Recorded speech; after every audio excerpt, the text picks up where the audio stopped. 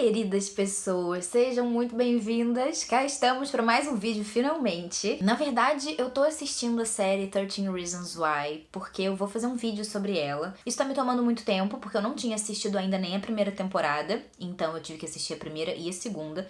E digamos que ela é uma série que a gente deve ter um certo cuidado pra maratonar, né? Não é exatamente uma série super leve, que a gente pode assistir todos os episódios no mesmo dia e depois sair pra ir passear e jantar, enfim. Então todo o tempo livre que eu tenho, eu tô tentando dedicar pra terminar de assistir a série. Eu já tô na segunda temporada, tô quase acabando.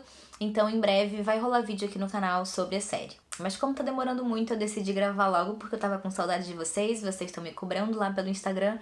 Então eu decidi gravar sobre um vídeo que eu recebi essa semana e que eu acho muito importante que a gente converse sobre. Ele conta a história das lagostas e ele explica, eu não sou bióloga, então eu vou explicar o que estava no vídeo. Se você for biólogo e tiver alguma coisa errada, me avisa aqui embaixo. Ele explica que as lagostas têm o exoesqueleto e que o processo de vida, ao longo da vida da lagosta, ela várias vezes começa a crescer e não caber mais naquele exoesqueleto.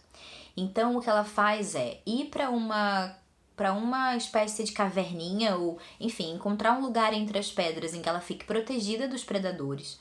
Ela se livra dessa casca e produz uma casca nova. E aí, depois de contar essa história, o senhor que fala no vídeo, fala da importância da gente ficar mal, da gente ficar triste, da gente lidar com a tristeza e com a dificuldade, com o não saber, né? Com os momentos de desespero, de angústia, de dificuldade, porque, segundo ele, são nesses momentos que a gente vai desenvolver novas ferramentas, né? Novos exoesqueletos que a gente vai se desenvolver. E aí ele faz essa metáfora no vídeo em que ele diz, poxa, se a gente fosse tratar essa lagosta, se ela fosse num psiquiatra antes de não caber mais nesse exoesqueleto e ela dissesse, poxa, eu tô muito mal, eu tô muito angustiada, e a gente desse uma medicação pra ela não ia lidar com esse desconforto, ela não ia entrar em contato com esse desconforto e, portanto, não ia fazer todo o processo que ela precisaria fazer, de ir para a caverninha, de encontrar um lugar seguro para ficar, de se livrar dessa carapaça, desse exoesqueleto que não cabe mais nela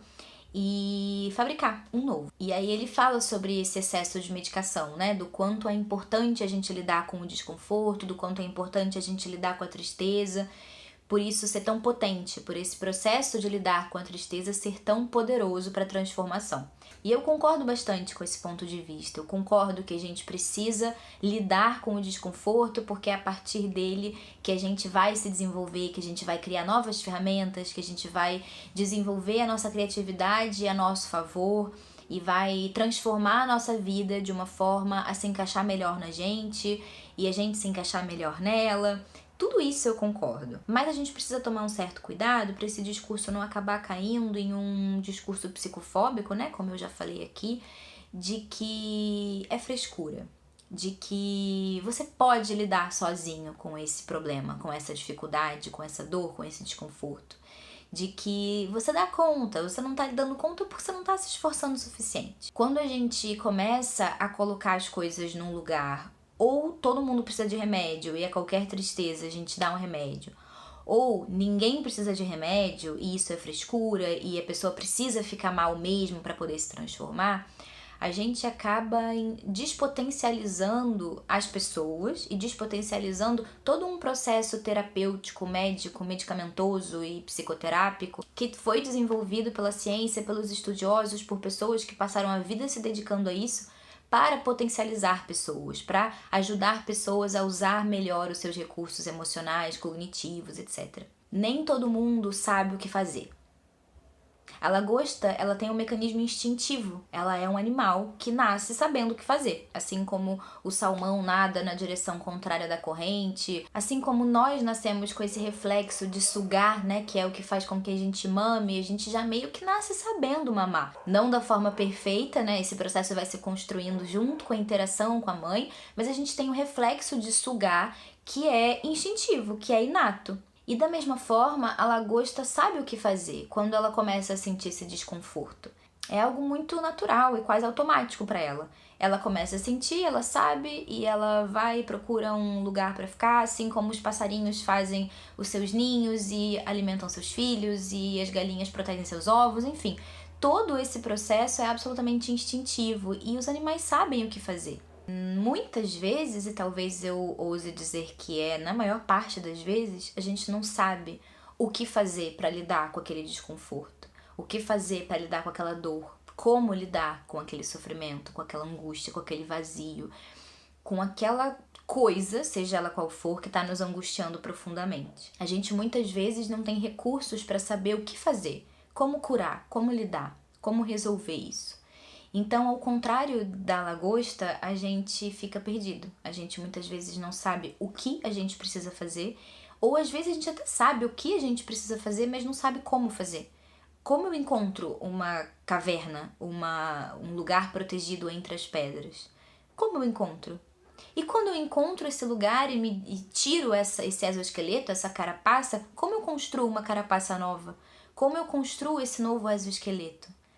A gente não sabe, ou muitas vezes a gente não consegue, mesmo que a gente saiba como. E aí a gente acaba desistindo. E aí a gente acaba caindo em situações de suicídio, como a gente presenciou nessa semana, 2 suicídios de figuras famosas. E muitas pessoas próximas de você e próximas de mim certamente passam por problemas que a gente nem desconfia. E a gente simplesmente dizer, poxa, faz igual a lagosta, né? Para, tira esse troço, faz isso, faz aquilo. Parece muito simples olhando de fora, parece muito simples para quem tá enxergando friamente sem estar mergulhado nos sentimentos. E às vezes a gente só vai conseguir fazer esse processo se a gente estiver minimamente equilibrado, se a gente estiver com o nosso cérebro minimamente saudável.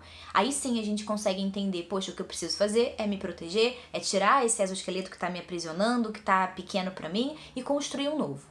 E às vezes vai ser desesperador a gente perceber isso porque a gente não tem ferramentas para colocar isso em prática, a gente não sabe como fazer, a gente não sabe encontrar essa caverna, mas a gente de alguma forma tem essa energia, tem essa esperança, essa é uma palavra importante também, de que se a gente fizer isso as coisas vão ficar mais calmas, as coisas vão melhorar, as coisas vão ficar menos doloridas. Então, sim, o sofrimento é necessário.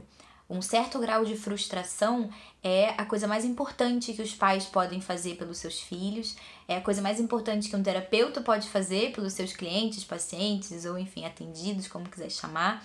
Então, provocar frustração, obrigar a pessoa a ficar na dor, a aceitar aquele desconforto, aprender a lidar com ele, aprender a criar espaço, aprender a criar novas ferramentas para lidar com aquela dor, é muito importante, mas a gente precisa reconhecer o limite do outro. A gente precisa saber como identificar e respeitar quando o outro não tá sabendo como lidar, quando o outro não tem recursos para lidar com aquilo.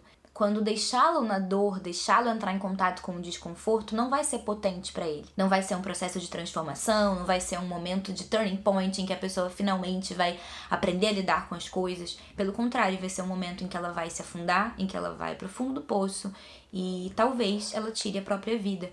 Ou objetivamente, concretamente, cometendo um suicídio, ou aos poucos, ou abandonando, desistindo de si mesmo, abrindo mão de todos os movimentos positivos, transformadores em que ela poderia se engajar, porque talvez ela já não sinta mais nenhum grau de esperança de que fazer alguma coisa vai fazer as coisas melhorarem, de que tentar alguma coisa vai resolver os problemas. Então, tem 2 outras metáforas que eu acho potentes pra gente pensar sobre isso, que é a metáfora do alongamento, do quanto é importante a gente se alongar, pra gente não permitir que o nosso corpo atrofie, pra gente não permitir que ele vá definhando aos poucos e se limitando e perdendo a sua potência de movimento.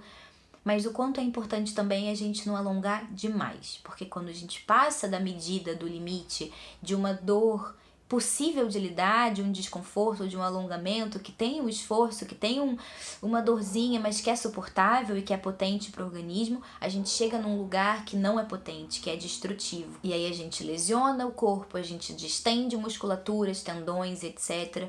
A gente inflama a musculatura porque a gente está ultrapassando o limite, a gente está fazendo algo que o nosso corpo não está preparado para fazer. E aí o alongamento vai ser absolutamente pessoal. Tem pessoas que são super alongadas, mesmo que não façam alongamento, e tem pessoas que são super encurtadas, mesmo fazendo alongamento periodicamente, regularmente. Tem gente que vai começar a fazer alongamento e rapidamente vai ter uma resposta muito grande, e tem gente que vai passar anos fazendo alongamento para conseguir chegar num estado, numa posição que a outra pessoa já estava naturalmente, sem nunca ter feito alongamento de forma regular.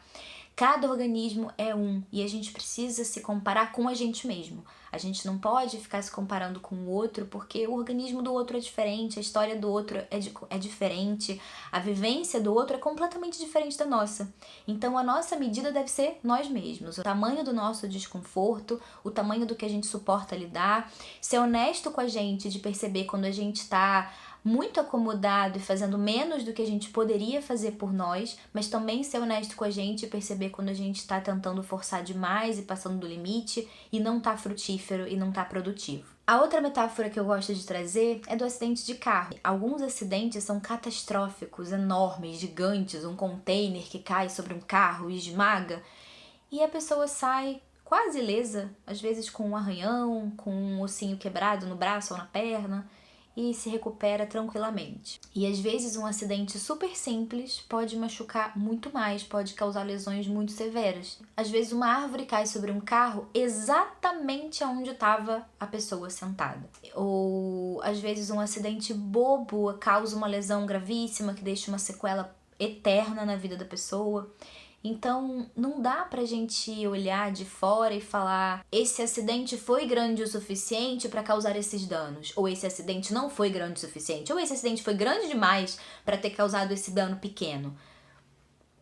Quem diz isso? Como é que a gente determina?